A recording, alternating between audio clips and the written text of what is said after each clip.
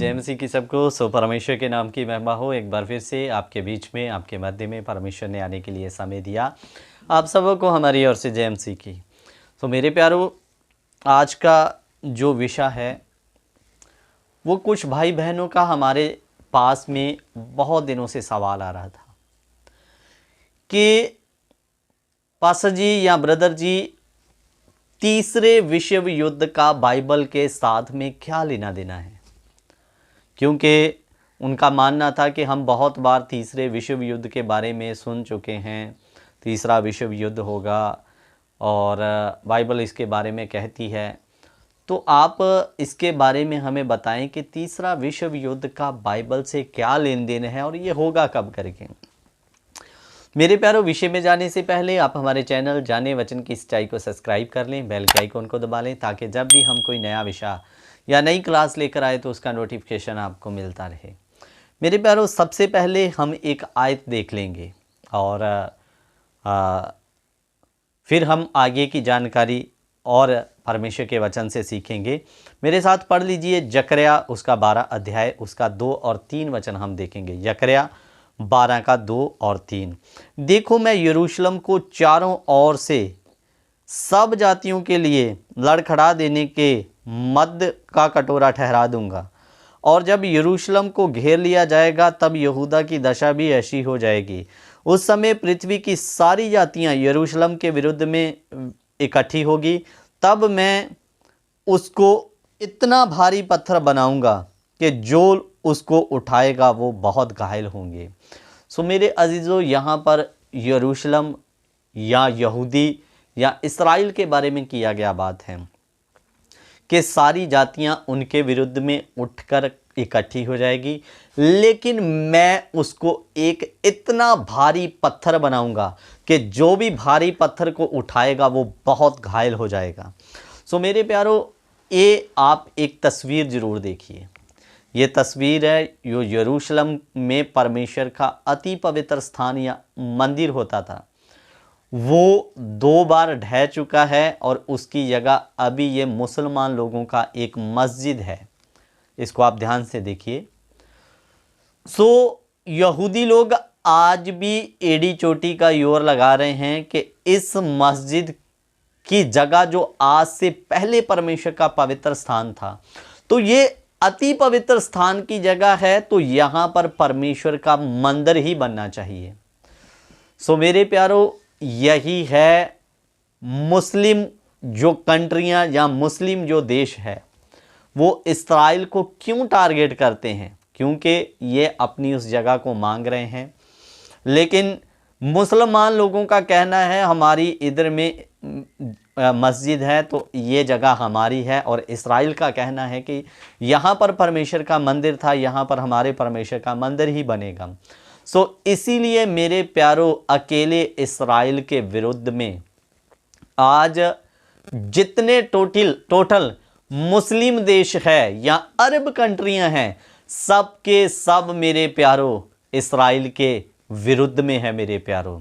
और इधर में लिख कर दे दिया कि आखिरकार यरूशलेम को एक दिन सारी जातियां घेर लेगी, मैं उनको उनके विरुद्ध में इकट्ठी करूंगा, लेकिन फिर भी मैं यरूशलेम या यहूदा को इतना भारी पत्थर बना दूंगा कि जो उसे उठाएगा वो घायल हो जाएगा। सो मेरे प्यारों, इस्राएल से टक्कर लेना किसी बच्चे के बस की बात नहीं है। इसलिए जो भी उस पर हाथ लगाता है 100 बार सोचता है इस्राएल पर हल्ला बोलें या ना बोलें, क्योंकि सर्वशक्तिमान के वायदे और स्वयं परमेश्वर आज भी उनके संग में है और साथ में है मेरे प्यारों। लेकिन ये बात तो तय है कि जब सारे देश मिलके इस्राएल के विरुद्ध में इकट्ठे होंगे, तो जब सब देश मिलकर युद्ध करें या लड़ें तो उसको वर्ल्ड वॉर या विश्व युद्ध का नाम दिया जाता है। मेरे प्यारों, 2 विश्व युद्ध इससे पहले हो चुके हैं। अभी ये जो तीसरा विश्व युद्ध होगा, ये बाइबल के साथ क्यों अटैच है? मेरे प्यारों, इस्राएल देश के साथ सारे देश मिलकर उस पर चढ़ाई करेंगे, वहाँ पर वो मस्जिद टूटेगा, तीसरी बार मंदिर बनेगा, और तीसरी बार का मंदिर बनते ही उधर में प्रभु यीशु मसीह कलीसिया को लेकर चला जाएगा, क्योंकि 2 मंदिर एक साथ नहीं रह सकते मेरे प्यारों। कलीसिया आज परमेश्वर का मंदिर है, कलीसिया में परमेश्वर वास करता है, इसलिए असली मंदिर जो कलीसिया है वो उठा लिया जाएगा, क्योंकि आजकल प्रभु को रहने के लिए ईंटों और पत्थरों के मंदिरों की आवश्यकता नहीं है, लेकिन इस्राएलियों को लगता आज भी वो हमारा मंदिर होना चाहिए।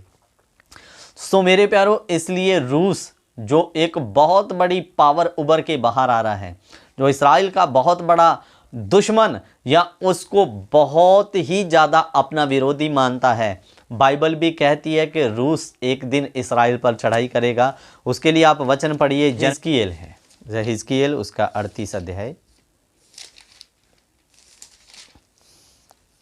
उसका हम पढ़ेंगे 1 और 2 कि रूस कैसे पहल करेगा तीसरे विश्व युद्ध के लिए इस्राएल के विरुद्ध में।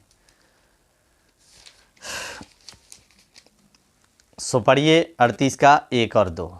फिर यहोवा का ये वचन मेरे पास पहुंचा, हे मनुष्य की संतान, अपना मुंह मागोग देश के गोग की ओर करके, जो रोस, मेशक और तुबल का प्रधान है, इधर में लिखा रोस रशिया या रूस को कहा गया है मेरे प्यारों, प्रधान है, उसके विरुद्ध भविष्यवाणी कर और ये कह कि गोग, हे रोश, मेशक और तुबल के प्रधान, परमेश्वर यहोवा यूं कहता है कि देख मैं तेरे विरुद्ध में हूं। सो मेरे प्यारों, इस्राएल के परमेश्वर साथ है और रूस के परमेश्वर विरुद्ध में होगा। और मेरे प्यारों, आज भी ये जो रूस है इस्राएल से बहुत ज़्यादा नफरत करता है और यही कारण बनेगा उसमें हर वक्त ये ताड़ में रहता है कि मैं कैसे इस्राएल पर वार करूं या कैसे इस्राएल को गिराऊं। और मेरे प्यारों, शायद हो सकेगा तो पहल रूस करेगा और फिर ये आपस में दूसरे अरब देश मिलकर रूस के साथ में इस्राएल पर हमला करेंगे। इस तरह से तीसरे विश्व युद्ध की शुरुआत होगी और तीसरा विश्व युद्ध होगा। मस्जिद गिरेगी, मंदिर बनेगा और परमेश्वर मेरे प्यारों मंदिर के बनते या बनने से पहले अपनी पवित्र कलीसिया को उठाकर लेके जाएगा।